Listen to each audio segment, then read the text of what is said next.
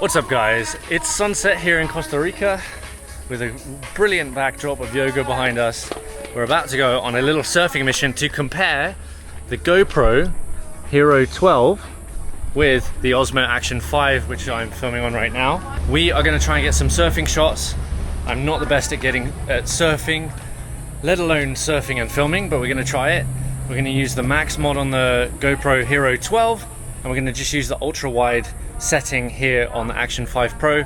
Unfortunately, I can't film in 120 ultra wide, so I'm going to go 4K 60 and ultra wide. That's enough talking. Let's go. Think you're going to be able to catch any waves with that thing? I don't think so. I'm already bad enough of catching waves, let alone with this one, but we'll see. This is Christian, by the way. I'll get him to film some behind the scenes of the Action 5, but I don't have a float on here, so hopefully I have my awareness enough to grab it if I fall. I guess I just have to like park like this, but hopefully it will work. Let's see if we can get some nice shots and compare. So one thing I've realized in my comparison, or at least from owning a GoPro prior to owning the Action 5 Pro, is that the GoPro definitely has better colors just as standard. But you can also film in log with the Action 5 and then do a LUT on afterwards. But I just don't think the colors are as good. It's harder to match. Either way, I think it's going to be a killer sunset here. The last few days we've had some insane evenings, so hopefully today won't disappoint. Oh, there you go. It looks like there is something, hey? Yeah, well, it's on top. Always hide your flip-flops. Although they're pretty manky and you might think that people don't want them, I've had mine nicked a few times. Red and yellow there's like a lifeguard on the post, and the sea is not dangerous. And if it's only red, there's a lifeguard on post, and it's sort of dangerous. And if it's black, there's no lifeguard, and you shouldn't go in. There you go. Ocean safety 101. Yeah. There you go. I should have known that, but I didn't.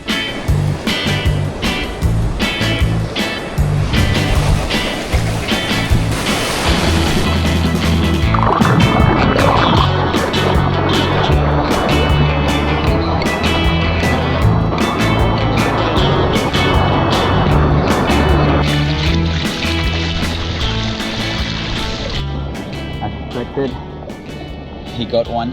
I'm still waiting. We'll see if I just need one wave.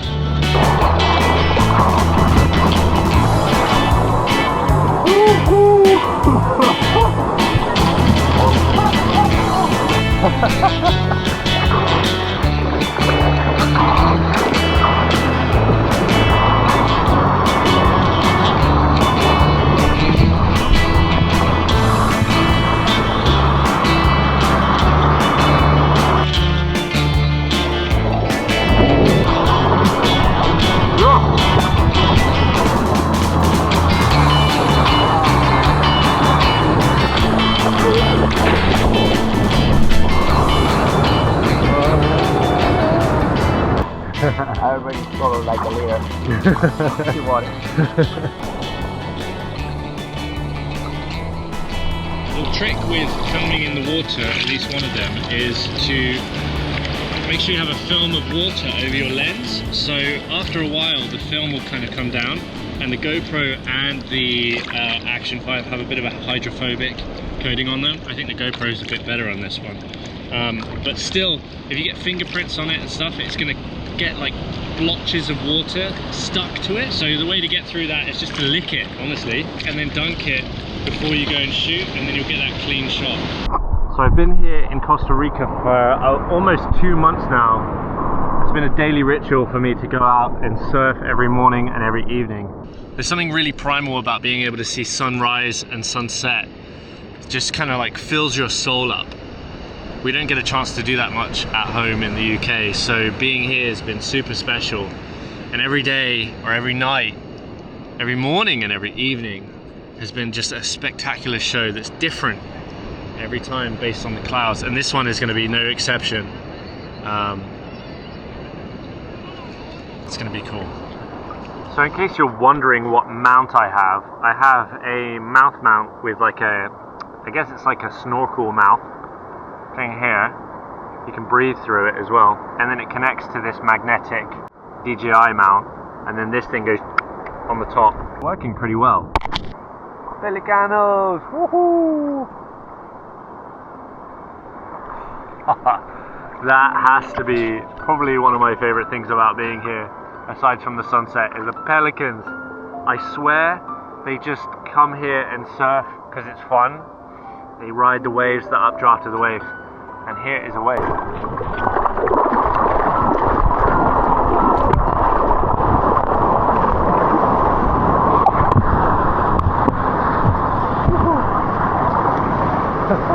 If I get low, does it make the wave look big? Yeah, go, go, go, go, go, go.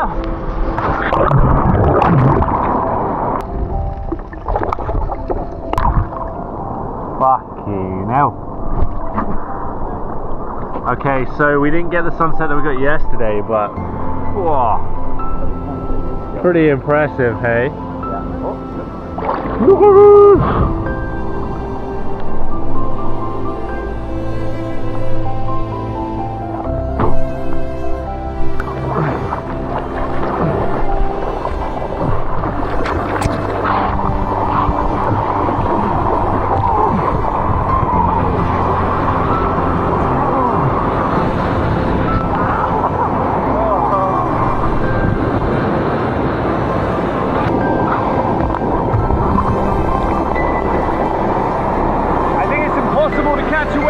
Yourself unless you're bodyboarding.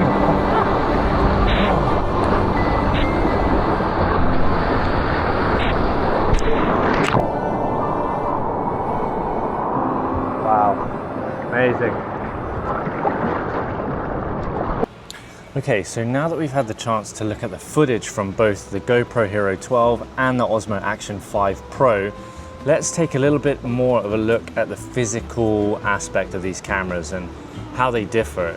There is a bit of a size difference, as I've mentioned in some of my other videos. The Action 5 Pro is a lot thinner, like from the top to the bottom it's smaller, and it's not any wider either. They're essentially the same thickness. In terms of weight, the GoPro feels a little bit heavier. Of course, this has the Max mod on it, so it's going to be a bit heavier anyway, but the Osmo Action 5 Pro definitely seems more compact. Now, the Action 5 Pro does come with this little cage, which allows you to mount it vertically as well if you're doing kind of TikTok or Instagram Reels or stuff like that. It only has a mount for the magnetic thing on the bottom of just the camera. So if you want the camera kind of clean like this, you can connect it on the bottom, but if you want to connect it vertically, of course there's a door in the way, so you can't really do that. You then go through the process of putting the camera in this cage, latching it down, and then you can of course mount this vertically. This connection clip is actually really easy. There's just some little tabs on the side that you push in, and GoPro with the latest Hero 13 has integrated a quick release system, which I think is pretty good as well. But it's nice that it's integrated into this one as well. The downside of this is that you only have the quick release system, so there are no like wing connectors. With the GoPro you have these kind of wings that fold out, as well as the regular tripod screw mount that's available on the GoPro, which is actually good because that means that technically you could then take this little selfie stick from Insta360 and mount it directly to the bottom of the GoPro like this. So that's actually a cool little feature, and that's available on the 13 as well, I believe. This lens unscrews, so you can fit DJI's version of the Max mod onto this as well to get a wider field of view. Like I mentioned earlier, this is the Max mod for the GoPro, and that just twists on and off, and there you have the lens without it, and then the Max mod.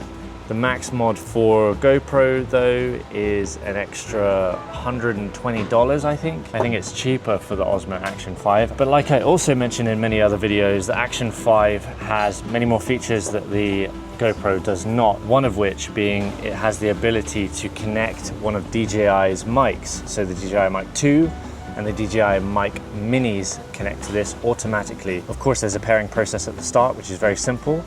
But once you've done that, when you turn on the microphone and you turn on the Osmo Action 5 Pro, they pair up automatically and it works really seamlessly. What I have found is that the audio out of this is much better than the audio out of this. Also, the Action 5 Pro has better battery life. It has a bigger battery. So if we look at the physicality here, the Action 5 Pro has 2 doors. You have one on this side, which holds the battery. Press the button in and you slide it up, and then you have the battery, and then you also have access to the SD card in here as well. Let's compare this to the GoPro. You have one door, not two. The one door has access to the USB-C port, the SD card, and the battery. And the battery is physically about the same size. This is their extreme battery, and it's supposed to have the biggest capacity of all the GoPro batteries. However, it is still smaller than the DJI battery in terms of capacity, although they are pretty much the same size and width. This is a 1950 milliamp hour battery, and this is a 1720 milliamp hour. With the Action 5 Pro, the battery lasts for almost 4 hours. I've not really had any issues whilst filming in a session with it. I haven't felt the need to get an extra battery, especially because it features fast charging, which means it will charge to 80% in like, I don't know, 15, 20 minutes or something like that, which is super respectable for a camera like this, and it's all I've ever needed. I know that if I need to get some extra juice out of this and I'm near a plug socket, I can just plug it in and I'll be ready to go. When it comes to getting an SD card out and putting it in, it's like the same sort of process. It's just a push-in thing, a little bit fiddly, but same thing. And then on the other side of the Action 5 Pro, you have another door, which has a little button and a little push thing, slides out, and then it reveals the USB-C port as well. Now, they have little rubber gaskets in here, and then a little red piece to show that the door is not locked. You need to really make sure that you're paying attention to this, otherwise your GoPro or your Action 5 Pro will not be waterproof. You have the same thing with the other door on the Action 5 Pro. When you push it in, you slide it up and the red line goes away. So it's pretty foolproof. I do think that this thing is it's rubberized on the edges. The GoPro, I think, has more rubberized areas to it. So potentially it is slightly more rugged, although I think the Action 5 Pro feels more premium.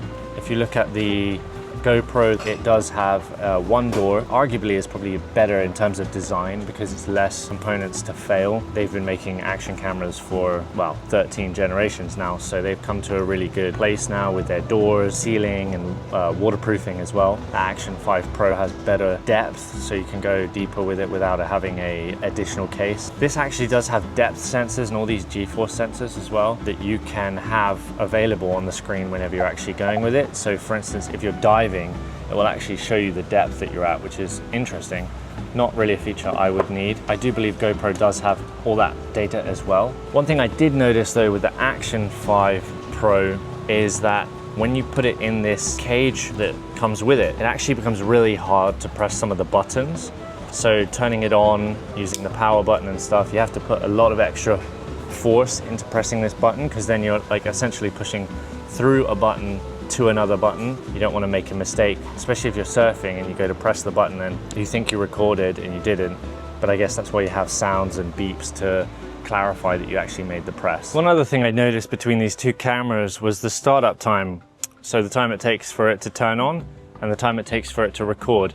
And a thing that I noticed about the DJI series is that if you've had it turned off for about 24 hours and then you reboot it, it takes a moment to start up.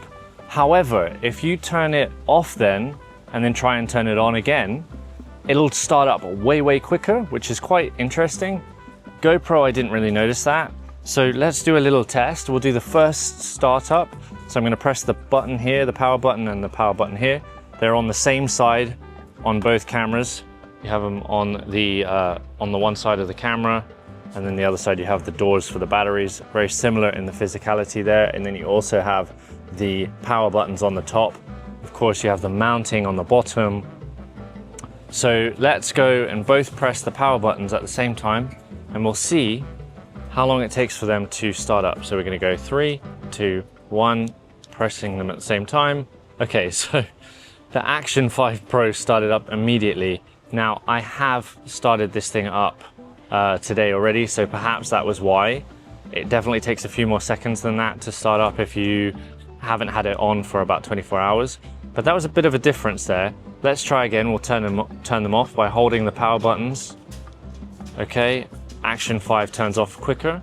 All right, let's try again. Let's see if the GoPro starts up quicker now that it's already been started. So we go 3, 2, 1, press the buttons again. I actually press the GoPros first, and the Action 5 starts up again as well, which is really interesting. So you can tell that the GoPro has these larger bezels, the Action 5 Pro has less bezels, has a clearer screen, and it's wider as well. Just seems a lot cleaner. Let's see about recording. How quickly does each camera record? So we'll go at the same time. We'll go 3, 2, 1, pressing. Okay, it looks like the GoPro started up that time quicker. Let's try again. We'll go 3, 2, 1, press. Okay, GoPro was quicker again. So by a fraction of a second, GoPro is quicker at starting up. But let's try from, both of these have like a quick capture mode, so you can just press the power button instead of turning the cameras on themselves. So let's try and see if we turn both cameras off like this, how quickly will they both record from the start? So we're gonna go 3, 2, 1, power button. Okay, Action 5 Pro beats the GoPro by a significant amount. At least a second. So if you're trying to get a shot in a pinch and you want to be quick, the Action 5 Pro seems like it's the quickest one to go from completely off to recording. That can be quite important if you're traveling and you're vlogging and you're trying to capture things really quickly. You're surfing, you're doing action sports, you need to just press that power button, that record button, to turn the camera on and record. This is your one to go for. I'm really impressed with that. So if we look at these two here, if I want to change settings, I can swipe up. It is a little bit fiddly. And I can change my settings here like this. I can change the camera mode and also view some of my footage.